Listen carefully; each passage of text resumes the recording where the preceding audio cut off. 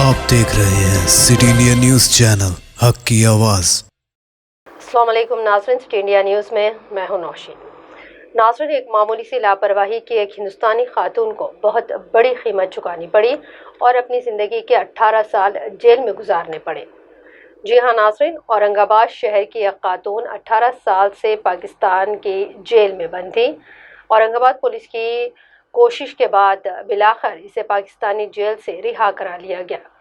औरंगाबाद से ताल्लुक़ रखने वाली 65 साल हसीना बेगम 18 साल कबल अपने ससुराली रिश्तेदारों से मिलने के लिए पाकिस्तान गई थी।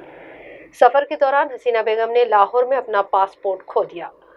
पाकिस्तानी पुलिस ने इसे तहवील में लिया और जेल भेज दिया। ताहम इसके बच्चों ने 18 साल कबल औरंगाबाद पुलिस में शिकायत दर्ज करवाई थी कि हसीना बेगम लापता हो गई।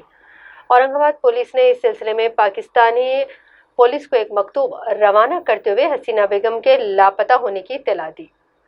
पाकिस्तान पुलिस ने बताया कि वो यहाँ जेल में मौजूद है, जिस पर औरंगाबाद पुलिस ने मुसलसल नुमाइंदगी करते हुए हसीना बेगम को वतन वापस लाने की भरपूर कोशिश की।